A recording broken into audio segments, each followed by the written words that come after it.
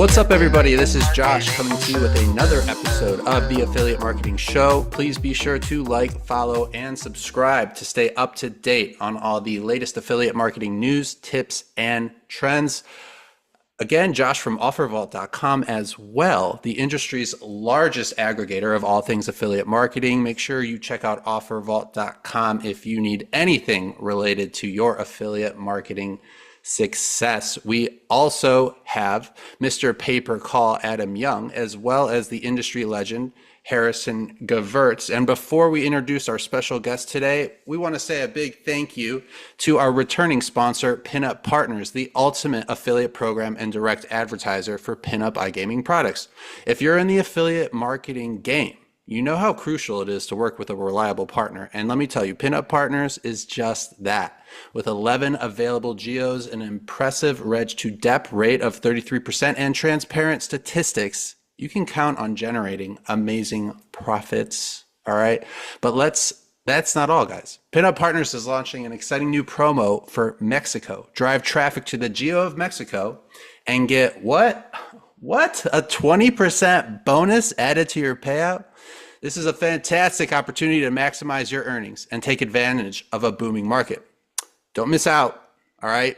Don't say we didn't tell you. Sign up through the link in the exclusive link in the description to learn more and get started with Pinup Partners today. And our special guest is none other than my good friend Nataly, the head of PR at ClickDealer, a global affiliate network that makes performance marketing accessible, convenient, and human. In short, the kind of network you'll definitely enjoy working with. Nataly, thank you so much for staying up late with us over in Ukraine. How's it going today?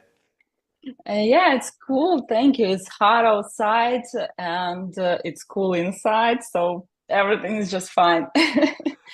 Well, I know you didn't walk into ClickDealer, one of the most well-known, biggest affiliate networks in this industry, as the head of PR. How did you kind of work your way to that position? I'm sure there's a lot of people watching who are always thinking about how to kind of get that higher title or take on more responsibility within their organization, especially with big companies such as ClickDealer. So how did you become the head of PR over there? Yeah, of course, I didn't start as a head of PR. I came to the industry and to the ClickDealer company in 2016. Yeah, so many years ago. And I was like a junior PR manager. I didn't know anything about affiliate marketing, and I dealt mostly with conference stuff, with branded stuff. So my path is just a long journey of ups and downs while I was gaining my experience, skills, and diving into this vast ocean of affiliate marketing. Regarding the fact that affiliate marketing is such a volatile and you need to be so flexible, adaptive, and stress resilient, my path was really tough.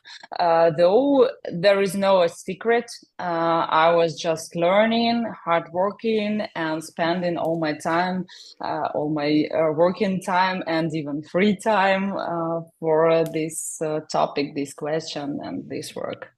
I enjoyed it, and this is the one and only secret. Yeah, I'm just realizing we actually entered this space at the same time. I also joined OfferVault in 2016, so it's good to know Really? yeah, we have Oh. a similar path here. When it comes to PR, this is something I like to always ask people in this kind of part of the industry. Like, how do you gauge success? Like, what is successful PR? And How like, do you how measure does, performance, I guess? Yeah.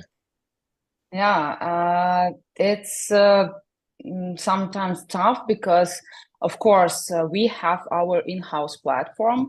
It was developed by our teams, and it's not only for our partners like advertisers and affiliates, it serves also for PR team.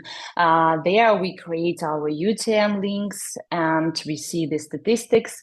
Also, we of course use Google Analytics, and though there are still cases when we can't estimate our efforts, like brand awareness, yeah.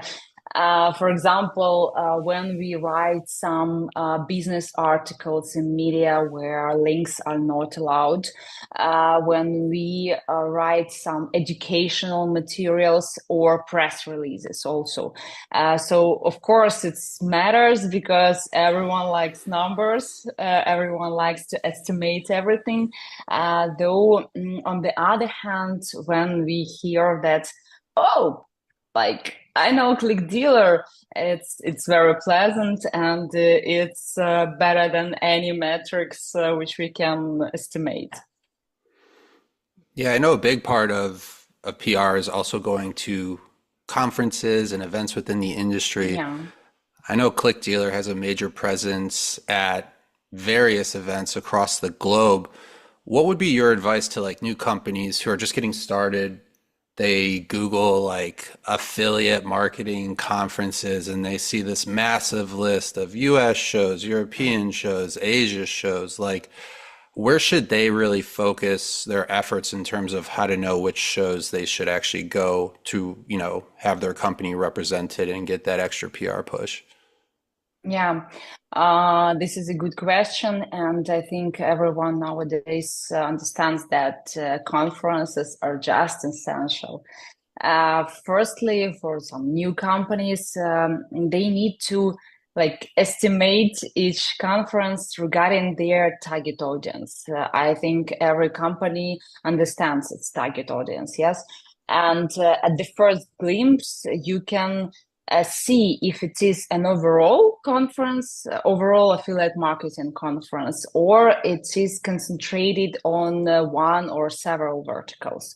From my experience, I see that overall affiliate marketing conferences, they are Affiliate World, Affiliate World Asia, Affiliate World Europe. You can find there any company on any vertical.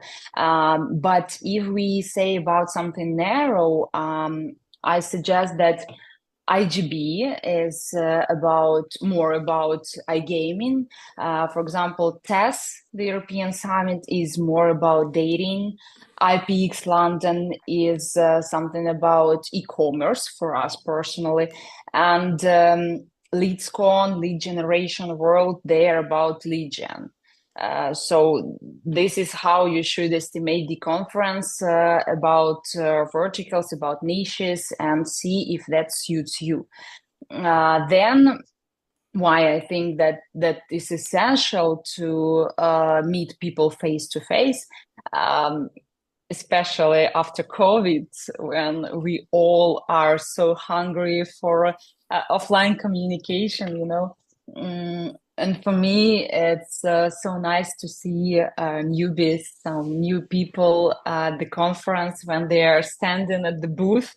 They are, of course, smiling and greeting people, but they are so shy.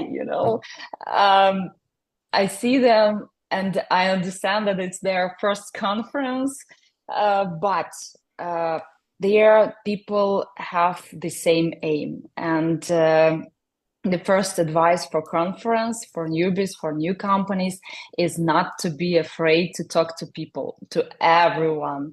It's obvious that everyone came there to communicate, to have a good and fruitful networking, and finally to find their new partners, new business partners. And the conference is just 1 or 2 days, so you need to take everything from it. Yeah, I feel like Also, you took the words right out of Adam's mouth. Every time we talk about this, Adam tells us how, when he was first getting started, he just talked to everybody and anybody. yeah, You just never know who yeah, you're gonna me too. meet. Yeah. It's funny you say that, Yeah. Josh, because the first time I met the CEO of ClickDealer was not that long ago. It was at, I believe, LeadsCon in Las Vegas, and Mhm. a couple years ago. And he got into my elevator at the hotel we were staying at, which wasn't even where the trade show was, and we were both wearing our passes. And he just looked over and was like, hey man, what do you do? And it was just that simple.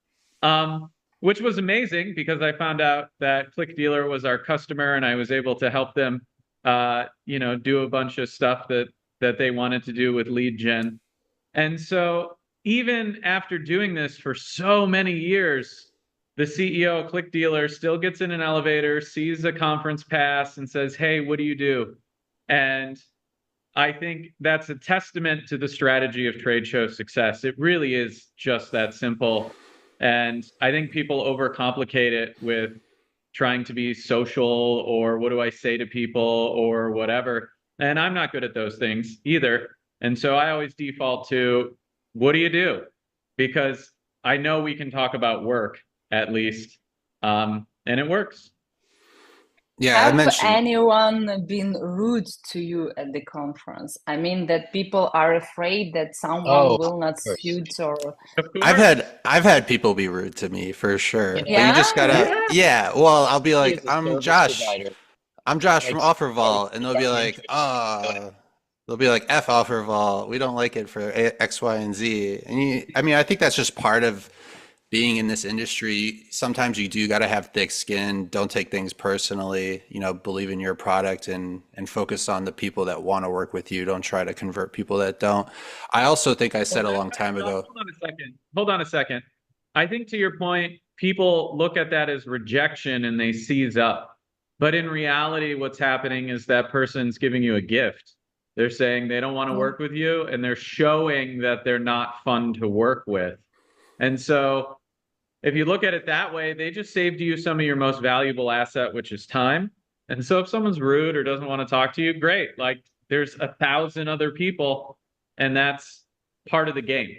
And I think it discourages people, but you just kind of have to ignore it. And I've seen it. I've been involved in it myself. I remember one instance where a gentleman came up to the Ringba booth and just started pitching me on what they did and why we needed it. And I just stopped him and said, "Hey, listen, I really appreciate your pitch, but we're not a good fit. Like, we could have never even bought what he was selling." And I just said, "I want to save you the time. We're just not a good fit. Like, we're not buyers. We'll never buy that. It doesn't even work for our business." And he got upset and yelled at me for not letting him finish his pitch and whatever. And then he stormed off and left the exhibit hall. And Wow. I was rude. I literally was like, he's like trying to sell me tires, but I use a plane. Like, it just literally didn't make sense, and I think people just need to get over that portion of it, and some will, some won't, and someone's waiting to talk to you. So Yeah. Also, Natalie, to piggyback off of what you said, talking to everybody. I think I mentioned this on the show long time ago. I don't remember which episode, but you just never know where someone's going to end up in this industry. There's so much turnover. So like, you talk to Yeah. someone, today at, ABC company, they might be at, XYZ company next year and it's a perfect fit and they remember you in that conversation you had with them. So I just think it's always about, selling yourself more than your Yes, product, personal brand. yeah. Yeah. Maybe one day you wake up and think, I am an influencer. I want to be a blogger. I want to be an influencer in affiliate marketing industry, and I want to make my Instagram like a selling point for each company in the industry. I don't know. And that is why you need to know everyone. Yeah. With Click, I with think it's Click, good to interact with everyone, even if there's not a fit, and just be like polite, treat people like humans. Yeah. I've done this before, but years ago we were brand new. Ringba was not like big, and we were at a party that we sponsored, and one of the co-hosts or co-sponsors of the party grabbed Adam and said, "Hey, I want to introduce you to this person." And this person was not a customer, and Adam put his hand out and said, "Hey, Madam, nice to meet you."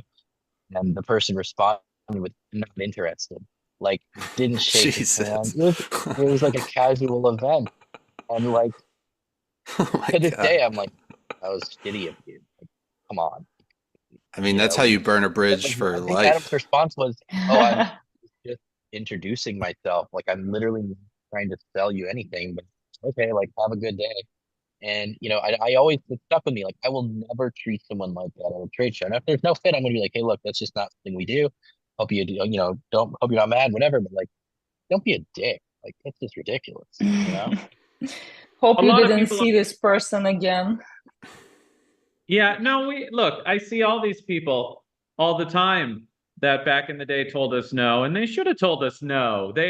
We couldn't provide them with the best product and service to power their business at the time, and we knew that, and we're like, hey, trust us, trust our future. And some people resonated with that, and some people didn't, and we're just didn't want to hear it, and we're mean or rude or whatever. And it's part of the game. And now, God, what's like 7-8 years later or whatever it is, a lot of those people that I'm talking about, and Harrison knows them, they use Ringba to power their business. And I don't hold this against them at all, because the reality was it wasn't the right time.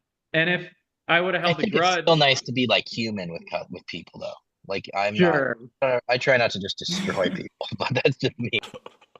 Well, you're nice. Like, I bring out the special side in people, I guess. Nataly, I have another example. Oh, yeah. Being a network, most of the affiliates or media buyers, solo or teams, they want to work with advertisers straight. And sometimes when you're at the conference and they say, who are you? I'm saying, I'm ClickDealer. They, a network. You're like, meh. Yeah. And what is the problem with the network? Moreover, we have our Smartlink, we have our media buying teams, and they're like, media buying teams? Okay, let's network something. I want to dive more into the ClickDealer network here. Such a big network, so many different verticals. I feel like I have to ask, what are the hot verticals right now? What do you see working? And I know, before the show, you mentioned to me ClickDealer's strategic verticals. So I'd love for you to kind of touch on that, as well as the top 3 or 4 verticals that you really think people should be looking at right now based on what you're seeing in the industry. Yeah, as you have mentioned before, we're all multi-vertical, and we have received a lot of awards on this point. And yes, we have more than 40 verticals nowadays, and this is like 18,000 offers in different verticals. But our strategic verticals nowadays are dating, gaming, lead gen, e-commerce, and pay-per-call. It's like the thing that we are concentrated on. If I start, let me start from dating and iGaming, because dating is the first vertical in our network since 2012 when we have started with dating.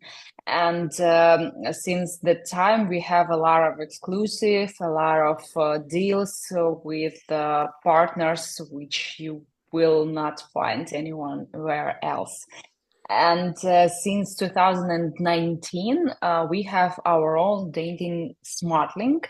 And our affiliates can find just all outstanding advertisers here in our portfolio, and we always launch bonus programs.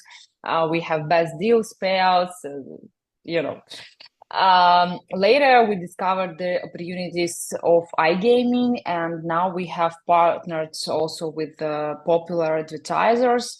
And we have our in-house media buying teams, which run dating, iGaming, and games. So maybe this is more interesting for our partners from that side. Our media buying teams, they are using progressive web apps. It's very popular nowadays, and it's more convenient to run traffic through them. So we decided to give them free for our partners. If they run dating, iGaming, or games, we can give them free. About tips, the best converting countries nowadays are USA, France, UK, and Canada. Then I said e-commerce. Yes, e-commerce. We have dealt with giants like US giants like Walmart, like Temu, AliExpress, etc. There are a lot of them. I can't mention them all at once. And the main geos are also USA, it's UK, Spain, Germany, and France. If we're talking about traffic, it's social, Instagram, Facebook, TikTok. Yes, we take TikTok traffic, accept them. It's also display, SAM, email, etc. And the most working segments are fashion, electronics, travel, financial, etc. So Adam mentioned he met your, well, I want to transition into lead gen here real quick because Adam mentioned, yeah, lead gen. he met the CEO, he asked him about lead gen. Now you guys are doing lead gen. I know a specific offer that you told me about is My Home Quote. So tell me a little bit about My Home Quote, how it works, as well as just the lead gen, segment of ClickDealer as a whole.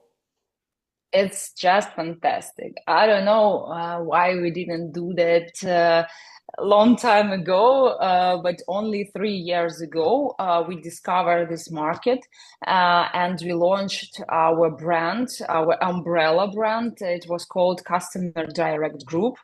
Now we generate more than 500,000 leads per month, and we have partnered more than 200 of lead buyers in United States.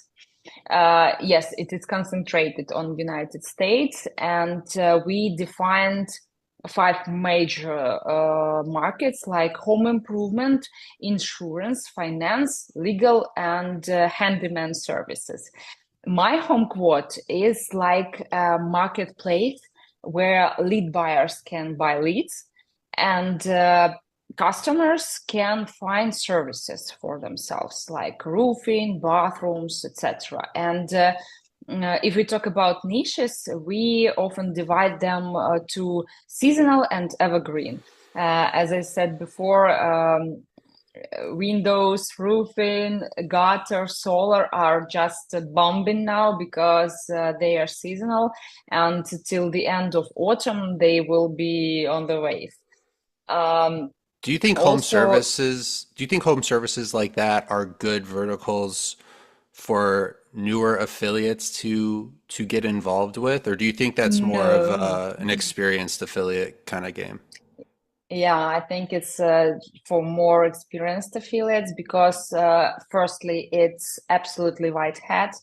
And some affiliates, they are used to fast benefits, fast profits. They want to buy, to sell very fast. And this is not a sprint. This is a race, a marathon race, and you need to test a lot. You need to have genuine traffic. You need to spend a lot of time optimizing your campaigns.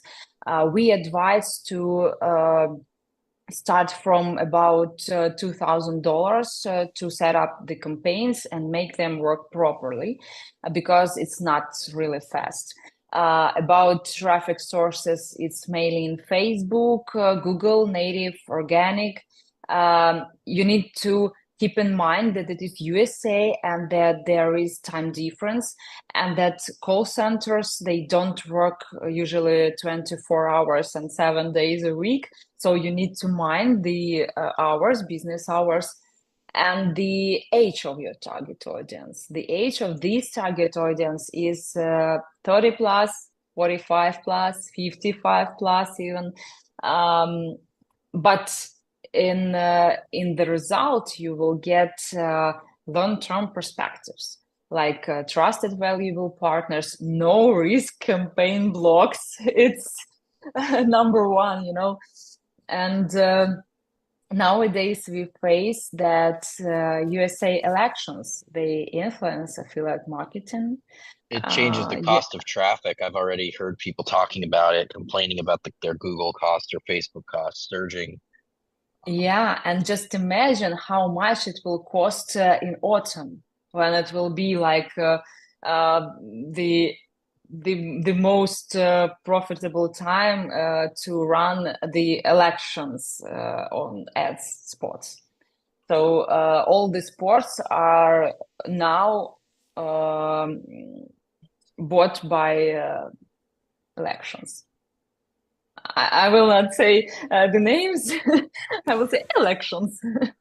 Yeah. So it's the right time to start now because the traffic is not so expensive. It's expensive already, but not so expensive as it will be in autumn, you know.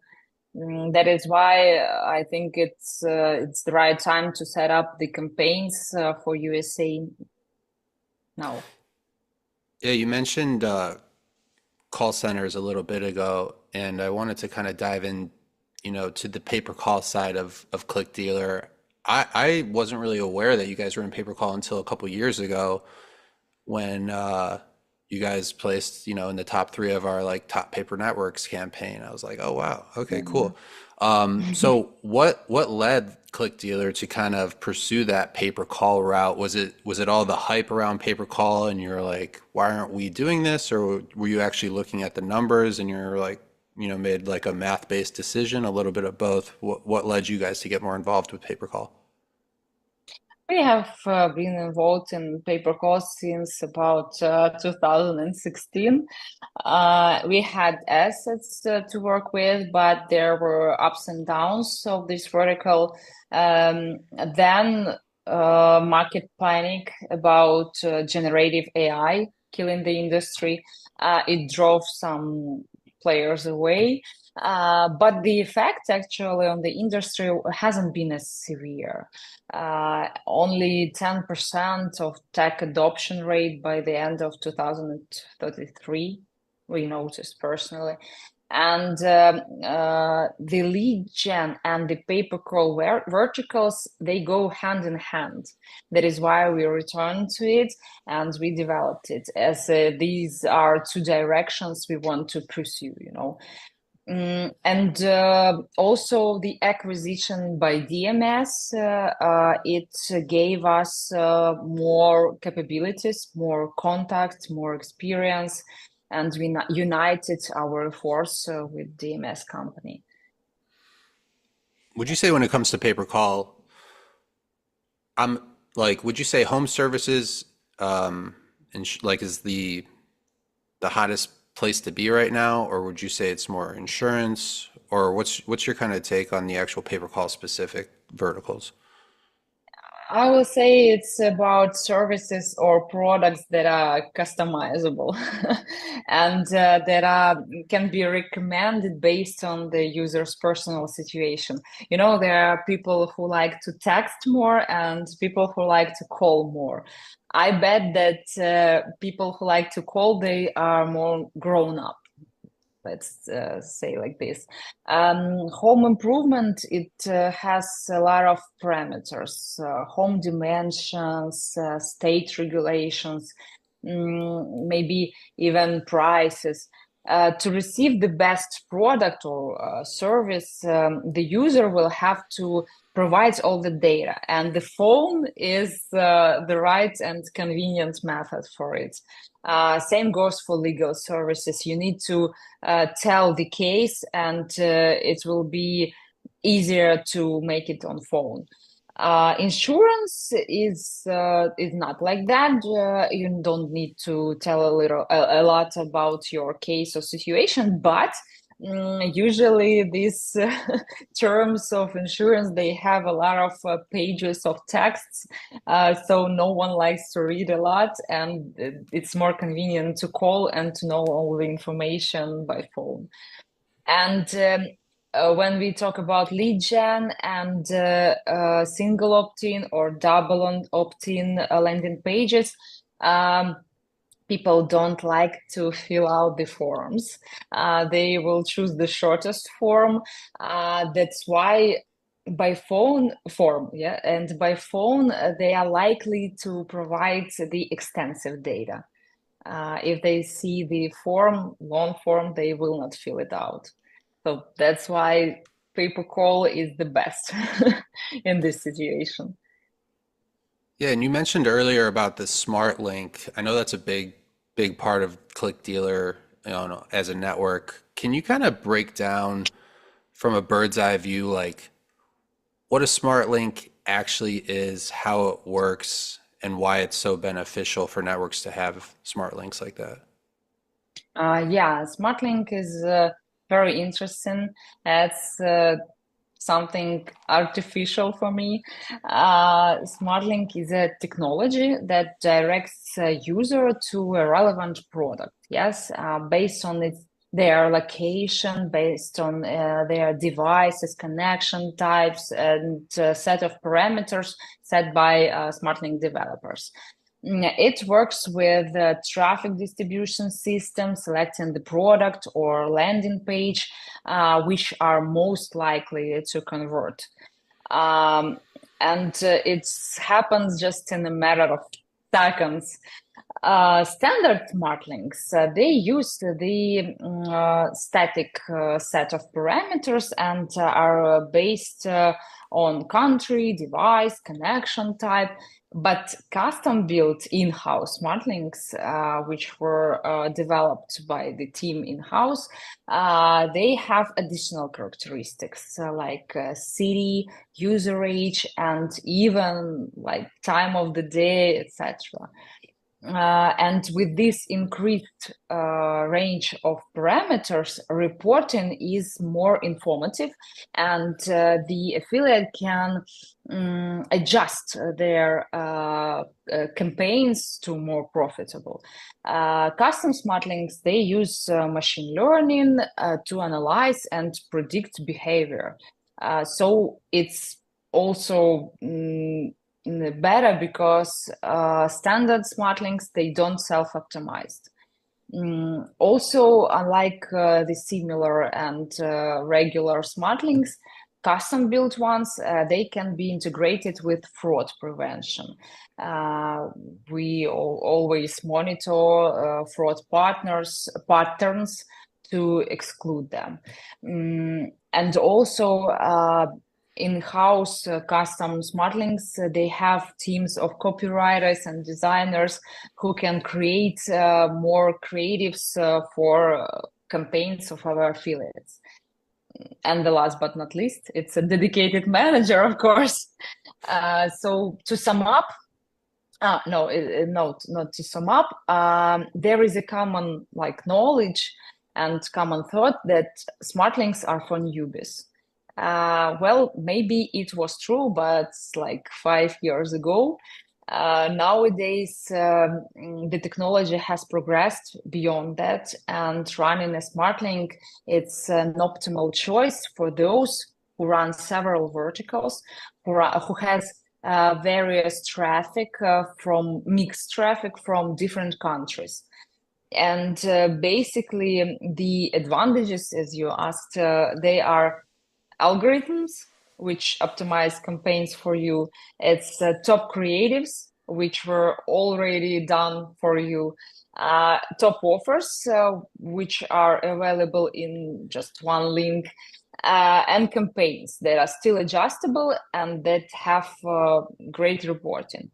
If an ordinary offer can have a cap, Smartlink has hundreds or thousands of offers, and it would take a tremendous amount of traffic to fill all the caps in this set. So now Harrison and Adam used to work as super affiliates back in the day before they created Ringba. Adam and Harrison, I'm curious, I'm assuming you guys weren't using smart links. Were they a thing when you guys were in the heyday of doing that, or do you remember? A bit. I remember some dating offers that had kind of a dynamic link, but I think the technology has gotten substantially better. I'm assuming if I'm running one of these smart links, I pick a category of some sort, and then you kind of optimize this on your side based on that. Yeah. category that I select, correct? Is that right, We Natalie? Do you used to select have like we used to have our own technology that would do some Smartlink activity on the backside. It wasn't nearly as sophisticated as what exists today. It didn't have to be. And Josh, I think the technology gets pushed as far as required to get your financial outcome. So back then, we could have probably improved it more, but it didn't matter. Like once you start winning, you don't really have to continue to innovate the technology. So it's come a really long way in the last 10 years for every segment of affiliate marketing. And without it, it's almost impossible to operate now. Adam? I was gonna ask. It just came to me. I was gonna ask, like, do you think now is the easiest time to find success as an affiliate? But then I was thinking, like, long time ago, you used to call it the wild west of affiliate marketing, which also implied there was just less rules and you know less. It There were was more less fluid. opportunities. There were less opportunities too. I think approaching is this the best time ever or whatever is kind of a double-edged sword. I mean, look, the more technology improves, the bigger the internet gets, the more opportunity there's going to be, but it attracts more people, so there's more competition. And when technology is involved, technology can outperform humans, so you have to get more creative. And so I think the opportunities are just as good, if not better, than back in the day, but they're probably more complicated. And so we used to have to like really search out advertisers who could afford a lot of traffic. And that was a real problem for us back in the day. But today, there's so much opportunity that that's not really an issue anymore. But if you want to turn a profit running campaigns, you have to have a lot more technology in place. You have to really understand how a lot of the industry works and traffic sources work and how the backends of the offers work. And there's just a lot more complexity around it today. So I think if I were getting started in the space, it would be fun to go back in time knowing what I know now. But I think openly, I'd probably rather operate today because it is more complicated and you can do a lot more. And so when you win, you can win a lot bigger. But it's not for the faint of heart. Like you're going to have to work. And I think affiliates today are working a lot more than they used to back in the day. But we know a lot more people that are making a shitload of money today than we did 10, 15 years ago. But you now have your experience, and 10, 15 years ago, you didn't. I don't know. 10 years ago, we were 10 years in. So I think we were pretty good. I'm not going to lie. Natalie, I got one more question for you before we let you get out of here. As the head of PR at a major network like ClickDealer, I'm really curious on your answer on this. Let's say there's a new company watching this episode right now. They have a $10,000 budget and they're debating back and forth. They can either put it towards an upcoming conference and go all in on the conference, or they can put it towards like their digital presence online through paid ads and media. You can only go one way or the other. Which way would you recommend would have a better effect in terms of the way they spend that $10,000? Josh, my favorite price is free. So I always try to find a solution that will require less money. If we're talking about paid ads like Google or Facebook ads or Instagram ads, it's okay. I will choose Google ads. Other, I will not choose. I will I will find the groups, the forums, Instagram pages, threads, etc. Whatever. It's free. You can post them and you can find the organic followers. It's simple. It doesn't require a lot of money and a lot of efforts. You can just tell your experience and people will read it. They will follow it and they will write and meet you at least online. Then I will spend, of course, if I had $10,000, I can spend $5,000 on the conference. I can invite their 5 people and just for attending, not taking any booth or mid-market table, just buying the attending pass, and they will just spread around the conference and cover all, not all, okay, of course, but most of the people being there. And other 5,000 I will spend on Google Ads, on banners like on OfferVault and other online. Yeah. I think the correct sites. answer is you spend all $10,000 on OfferVault, but I know what you mean. I get what you're saying. Nataly, I want to that, say Josh. thank you. Thank you for coming on the Affiliate Marketing Show. We really appreciate you joining us and staying up late. In Ukraine for myself, Josh from OfferVault, Mr. Paper Call Adam Young, as well as the industry legend Harrison Gevirtz, and our special guest Nataly, head of PR at ClickDealer. Let's make that paper. Let's make that dough. This was the Affiliate Marketing Show. We'll see you next time.